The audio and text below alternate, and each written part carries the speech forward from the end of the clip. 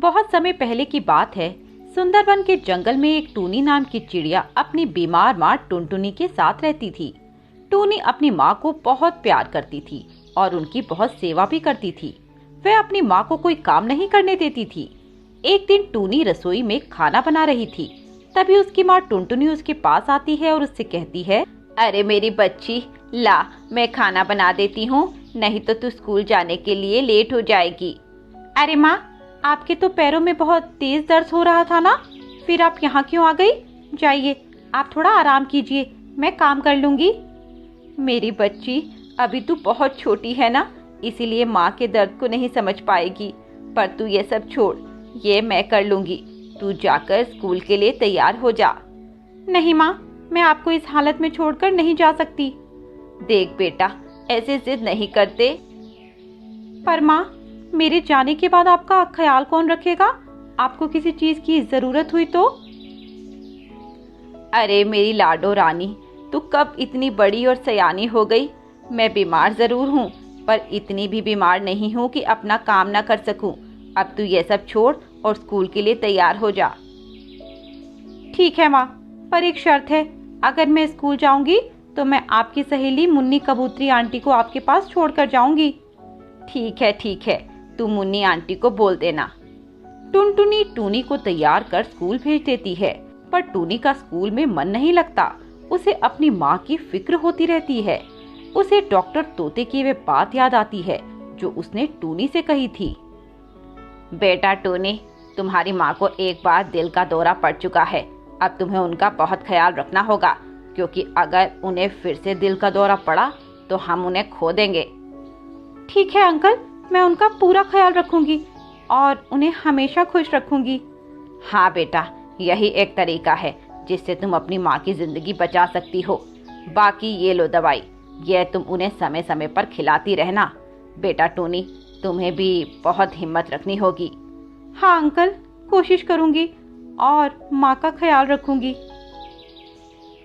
चुन्नी तोतन टुन्नी को हिलाती है। क्या हुआ टूनी? टूनी? हाँ, क्या हुआ? टूनी, तू क्लास में कहाँ खो गई थी? टीचर मैम तुझे कब से बुला रही थी। क्या बताऊं चुन्नी, मैं बहुत टेंशन में हूँ। क्यों, क्या हुआ, मुझे बता। टुन्नी चुन्नी को पूरी कहानी सुनाती है। चुन्नी उसे हिम्मत बांधने को कहती है। टूनी, तू हिम्मत मत हार, आंटी ठीक हो जाएंगी। और तू ही जब ऐसे कमजोर हो जाएगी तो आंटी को कौन संभालेगा? तू सही कह रही है चुन्नी, पर डॉक्टर अंकल के लफ्ज मुझे भूलते नहीं हैं। मैं बार बार उसके बारे में सोचकर सहम जाती हूँ। तू तो जानती है ना, मेरी माँ के अलावा मेरा इस दुनिया में कोई नहीं है, कोई भी नहीं। देख टूनी, मेरे मामा श्यामपुर जंगल के बहुत बड़े कार्डियोलॉजिस्ट हैं। दूर दूर के मरीज उनके पास इलाज के लिए आते हैं, तो तू क्यों ना एक बार आंटी को उनके पास ले जाती। पर टूनी, उनकी फीस बहुत हाई है। अब जब ये ठान लिया है कि माँ को पहले जैसा करना है तो खर्चे से नहीं डरूंगी। मैं अपनी माँ को अच्छे से अच्छा इलाज करवाऊंगी और उन्हें बिल्कुल ठीक कर दूंगी। तू मुझे अपने मामा का एड्रेस दे दे। अभी तो मेरे पास नहीं है, मैं शाम को तेरे घर आऊंगी तो मामा जी का एड्रेस ले आऊंगी। छुट्टी हो जाती है। सभी पक्षी बच्चे अपने अपने घर चले जाते हैं। टूनी भी अपने घर आ जाती है।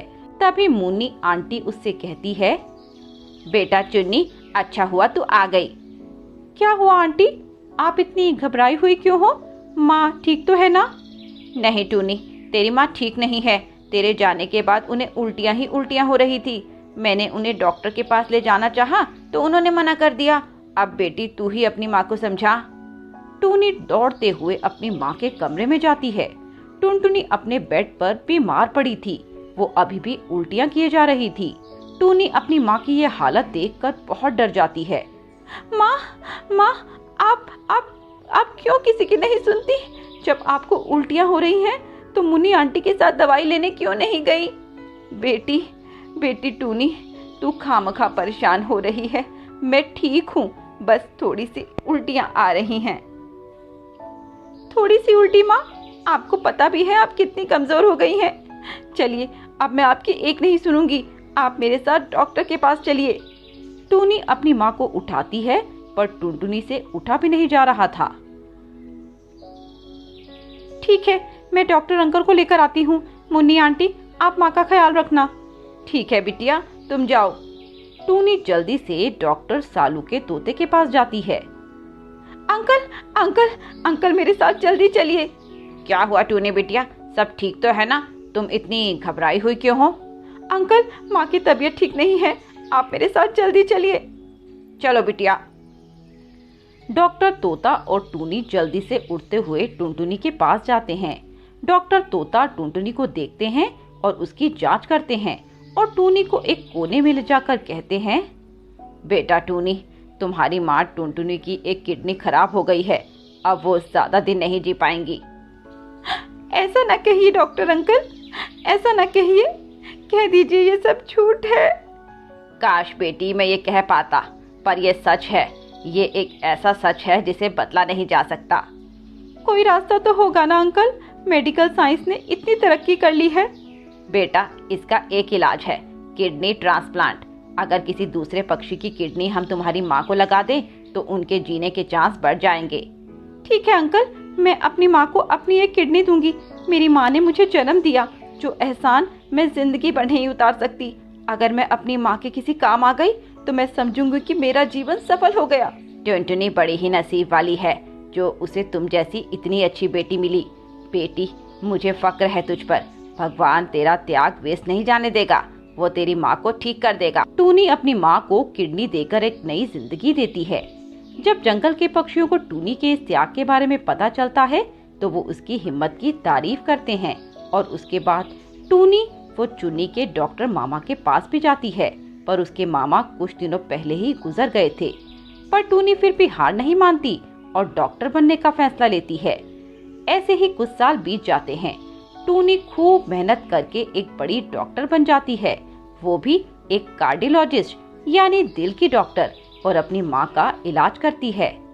मेरी बच्ची, मुझे तुझ पर गर्व है। जरूर मैंने पिछले जन्म में कुछ न कुछ अच्छे काम किए होंगे, तभी तुझ जैसी बेटी को जन्म दिया है। माँ, आप नहीं जानती, आपको खुश देखकर मैं कितनी खुश हो जाती हूँ। मेरी पूरी दुनिया बसती है आप में। अगर मुझे कुछ हो जाता मेरी बच्ची, तो तू क्या करती? खबरदार, ऐसी बात फिर से की तो कह देती हूँ, जिंदगी भर बात नहीं करूँगी। अब उन दोनों माँ बेटी को किसी बात का कोई दुख नहीं था।